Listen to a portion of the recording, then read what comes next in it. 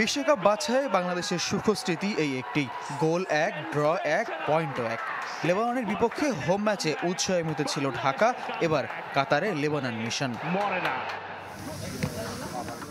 শেষ হোম ম্যাচে অস্ট্রেলিয়ার বিপক্ষে খেলে শুক্রবার মধ্যপ্রাচ্য গেছেন জামাল, রাকিব, মোরসালিনরা। দোহায় অনুশীলন শুধু 3 সেশন, তবু আত্মবিশ্বাসের ঘাটতি নেই দলে। বাংলাদেশ জয়ের জন্যই নামবে।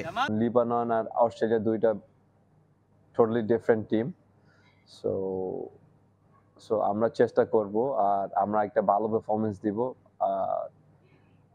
আমরা সবাই একটা বিশ্বাস আছে যে আমরা এই নেক্সট ম্যাচ আমরা 3 পয়েন্ট নিতে পারি।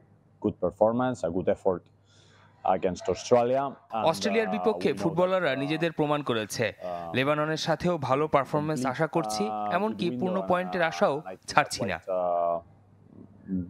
বিশ্বমানের থার্মিক্স রড, সালাম স্টিল থার্মিক্স, দেশের একমাত্র থার্মিক্স রড।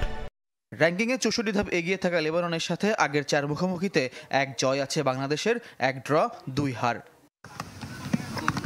কাতারে লেবাননের হোম ম্যাচ হলেও দর্শক সমর্থন বাংলাদেশি পাবে। ফুটবলারদের বাড়তি আত্মবিশ্বাস যোগাচ্ছেন প্রবাসীরা। আর বিশ্বকাপ স্বপ্ন শেষ হলেও টিম ম্যানেজমেন্টকে ভাবতে হচ্ছে এশিয়ান কাপ বাছাই নিয়ে। এই ম্যাচে কার্যজটিলতা কাটছে বিশ্বনাথ ঘোষ এবং মুজিবুর রহমান জনির। কাতার তো অনেক বাংলাদেশি ফ্যান্স আছে, বাংলাদেশি সাপোর্টার্স আছে, সো ওদের জন্য আমি জাস্ট বলবো টিমের জন্য দোয়া করেন আর স্টেডিয়ামে আসেন and support the team. With a good result, but also it can have an important impact. জয়টা দরকার, কারণ এটা র্যাঙ্কিং এ প্রভাব ফেলবে। র্যাঙ্কিং প্রভাব ফেলবে এশিয়ান কাপ বাছাইয়ের গ্রুপিং এ।